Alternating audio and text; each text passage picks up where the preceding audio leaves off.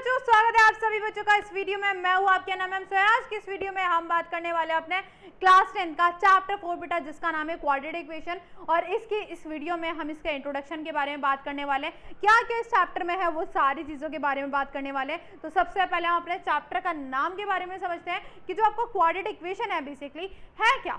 देखो, quadratic polynomial आप already पढ़ के भी आ चुके होंगे पॉलिनोमियल चैप्टर में। तो क्वाड्रेटिक इक्वेशन के बारे में बात करती हूँ। देखो, अगर मैं बात करती हूँ यहाँ पे जीरो किसकी, आपकी डिग्री की, है ना। डिग्री क्या होता है मैम, जो कि आपकी हाईएस्ट पावर होती है। तो क्वाड्रेटिक जो होता है उसकी हाईएस्ट पावर बेटा कितनी होती है, 2 होती है।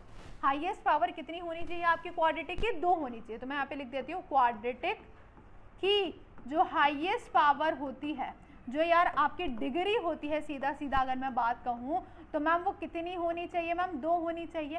तो मैम किस तरीके से दिखती है ये क्वाड्रेटिक इक्वेशन, देखो ax² प्लस में bx और प्लस में c बराबर 0। मैम यहाँ पे a b c जो है ये आपके क्या है, कांस्टेंट है, मतलब क्या होंगे, नंबर्स होंगे।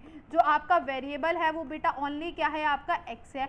एंड मैम यहाँ पे कंडीशन ये होती है कि a बराबर 0 के नहीं होना चाहिए। क्यों नहीं होना चाहिए, एक बात बताओ, a अगर 0 हो गया तो मतलब 0 की मल्टीप्लाई किससे भी करो 0 आ गया, मतलब x² वाली टर्म हट गई। तो बचा क्या, bx प्लस c। तो मैम यहाँ पे जब स्क्वायर ही नहीं होगा, सबसे बड़ी पावर 2 ही नहीं होगी, तो क्या हम उसको क्वाड्रेटिक इक्वेशन कह सकते हैं, बिल्कुल भी नहीं कह सकते। तो इसलिए यहाँ पे a बराबर 0 के नहीं होना चाहिए। तो यार आप लोगों ने देखा होगा कि ax² plus bx plus c, है ना, ये आपके पॉलिनोमियल हुआ करती थी। लेकिन अगर हम इसको 0 के बराबर कर देते हैं तो बेटा ये आपकी क्या बन जाती है, क्वाड्रेटिक इक्वेशन बन जाती है। क्लियर हुई कि नहीं हुई। चलो अच्छा एक एग्जांपल भी देती हूँ किस तरीके से दिखती है। 3x² प्लस का 2x और प्लस का 5 बराबर 0 के, ये आपकी होती है क्या बेटा, क्वाड्रेटिक इक्वेशन। अब हम कैसे पहचानते हैं क्वाड्रेटिक इक्वेशन, बस आपकी इक्वेशन में x² आपको नजर आना चाहिए, हाईएस्ट पावर आपको 2 नजर आनी चाहिए। अगर वो नजर आ गए ना यार, तो बस हम कह सकते हैं कि हाँ क्वाड्रेटिक इक्वेशन होगा। अब किस तरीके से इसके जीरोस को हम फाइंड करते हैं, किस तरीके से, हमेशा ध्यान रखना, जितनी पावर होती है, जितनी डिग्री होती है, उतनी ही आपके जीरोस निकलते हैं। जैसे लीनियर की हाईएस्ट पावर कितनी होती है, 1 होती है, तो जीरोस कितने होते हैं, 1। ठीक है, अगर क्वाड्रेटिक की हाईएस्ट पावर मतलब डिग्री जो होती है वो 2 होती है, तो इसके कितने जीरोस होते हैं, 2 होते हैं। क्या मेरी बात समझ आ रही है। तो इसके 2 जीरोस होते हैं। और फॉर्मूला जो होता है निकालने का, मतलब 2 ही मेथड होते हैं। सबसे पहली बात मिडल टर्म स्प्लिटिंग, जिसको हम क्या बोलते हैं, फैक्टराइजेशन मेथड भी बोलते हैं, जो कि आप ऑलरेडी पढ़ के आए होंगे क्लास 9 में भी और 10 में भी पॉलिनोमियल चैप्टर में। दूसरा जो मोस्ट इंपॉर्टेंट है वो है बेटा आपका क्वाड्रेटिक फॉर्मूला, जिसको हम सिद्धाचार्याज रूल भी हम कहते हैं। ठीक है, तो सबसे पहले मैं आपको एक मिडल टर्म स्प्लिटिंग का क्वेश्चन करा देती हूँ। ठीक है, किस तरीके से करते हैं, आ जाते हैं। हम क्या करते हैं, बहुत ध्यान से देखना, लास्ट वाले की मल्टीप्लाई फर्स्ट वाले से। 5 2 बेटा कितना आ गया, 10x², बीच वाली संख्या उठाएंगे, बीच वाला नंबर 7x। हमें ऐसे 2 नंबर्स चाहिए जो मल्टीप्लाई करके 10 आ जाए, प्लस माइनस करके 7 आ जाए। सोचो सोचो, ऐसे 2 संख्याएं क्या होंगी, ऐसे 2 नंबर्स क्या होंगे, 5 और 2, ऑब्वियस सी बात है यार, है ना। तो हम क्या करेंगे, पहले नंबर को एक तरफ, मतलब ऐसे लिख देंगे, इस 7x की जगह उन दोनों संख्या, इस दोनों नंबर्स को प्लेस कर देंगे, प्लस के 5 को एज इट इज बराबर 0। ठीक है, अब मैम क्या करेंगे, इन दोनों का पेयर, इन दोनों का पेयर। देखो बेटा क्या कॉमन आ रहा है मैम, x कॉमन आ रहा है। ठीक है, तो यहाँ पे आ जाएगा 2x प्लस में 5। मैम इसमें कुछ कॉमन नहीं है, जब भी कुछ कॉमन नहीं आता तो हमेशा 1 कॉमन आता है। यस, तो इसको एज इट इज लिख देंगे। हमेशा ध्यान रखना बेटा, ये दोनों जो नंबर्स हैं वो हमेशा सेम आने चाहिए। यस, तो हम इसको एक बार x प्लस 1 के साथ लिख लेंगे और इन दोनों में से एक कॉमन निकाल लेंगे, तो ये आ गया 2x प्लस 5।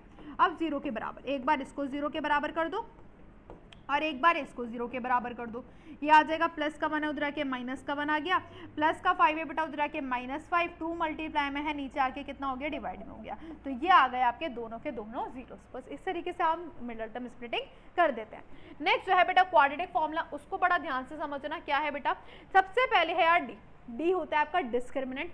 हम क्या करते हैं, डिस्क्रिमिनेंट निकालते हैं। जैसे कि मैंने अभी आपको बताया, दिस इज योर आपकी क्वाड्रेटिक इक्वेशन, इस फॉर्म में होती है। पहले हम डी निकालते हैं। फॉर्मूला क्या होता है, b² माइनस का 4ac। ठीक है, b आपका ये रहा, a आपका ये रहा और c आपका ये रहा। डी निकालने के बाद ना हमारे पास 3 चीज़ें आती है जिसको हम नेचर ऑफ रूट्स कहते हैं। पहला, अगर मान लो d की वैल्यू 0 से बड़ी आ जाती है, d की वैल्यू 0 से बड़ी का मतलब है पॉजिटिव में आ गई, तो यार जो आपके रूट्स निकलेंगे, ये बताता है कि रूट्स हमारे कैसे निकलेंगे, डी डिपेंड करता है इसके ऊपर। ठीक है, अगर हमने डी निकाली और डी की वैल्यू 0 से बड़ी आ गई, सो वी कैन से कि रियल तो होंगे और डिस्टिंक्ट होंगे। डिस्टिंक्ट का मतलब है अलग अलग। क्या होंगे बेटा, अलग अलग होंगे, डिफरेंट। ठीक है, इसका मतलब क्या होता है, डिफरेंट। मतलब जो x की वैल्यूज आई हैं, जैसे यहाँ पे आया यहाँ पे दोनों अलग अलग आए, तो बेटा ये रियल एंड डिस्टिंक्ट है, ये रियल एंड क्या है बेटा, डिस्टिंक्ट है। ठीक है, क्या मेरी बात समझ आ गई? अब मैम आगे, अगर डी बराबर 0 के हो जाए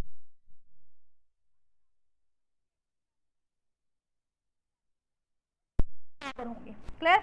नेक्स्ट जो है, अगर डी 0 से छोटा हो जाता है, मतलब नेगेटिव में आता है, तो अनरियल आएंगे।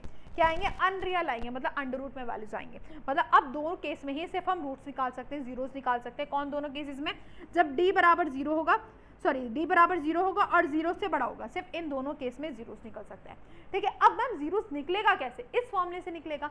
आपके पास दो वैल्यूज आती है एक्स की, तो ये पहले ये रही, दूसरी ये रही, क्या है? Minus B plus root D upon में 2 है, बस यहाँ प्लस की जगह क्या आ जाता है? माइनस आ जाता है। एक क्वेश्चन से करके दिखा देती हूँ, जैसे यहाँ पे ऑलरेडी क्वेश्चन दे भी रखा है, इसी से कर देते हैं। 2x² है, प्लस का 7x है और प्लस का 5 है।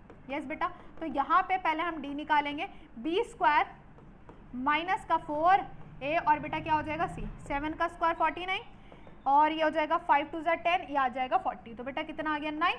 ये आपकी d की वैल्यू आ गई। मैम ये 0 से बड़ी है, तो 0 से बड़ी में जीरोस निकाल सकते हैं, तो जीरोस निकालने का फॉर्मूला वो रहा, लगा दो आ जाओ। तो मैम क्या निकलेगा? माइनस b कितना है यार? This is your b, plus का रूट d अपॉन में 2a। ठीक है, minus B minus root D upon में 2a। यस बेटा, चलो 9 जब बाहर आएगा तो मैम 3 हो जाएगा, 2 2 4 हो जाता है। मैम 9 जब बाहर आएगा तो कितना हो जाएगा? 3 हो जाएगा, 2 2 4 हो जाता है। 7 में से 3 का बेटा -4 अपॉन में 4 और ये आ जाएगा 7 8 9 10 अपॉन में 4। ठीक है, ये आ जाएगा -1, ये आ जाएगा 5/2, वो भी किसका? माइनस का। देखो यही आ रहे थे कि नहीं आ रहे थे मैम? -1 और माइनस का 5/2 बिल्कुल सेम आ रहे, दोनों मैथड्स यार सेम आएंगे। तो बस ये था आपका पूरा का पूरा चैप्टर का ओवरव्यू, सिर्फ यही चीज़ आपको पढ़नी है, इसके अलावा वर्ड प्रॉब्लम्स है। ठीक है, अब मैं आप लोगों के लिए लेकर आने वाली 4.1 एक्सरसाइज, उसमें हम मिलते हैं। अगर आपको वीडियो अच्छी लगी हो तो लाइक कर देना, सब्सक्राइब कर देना चैनल को। मिलते हैं अपने नेक्स्ट वीडियो में, टेक केयर, बाय बाय।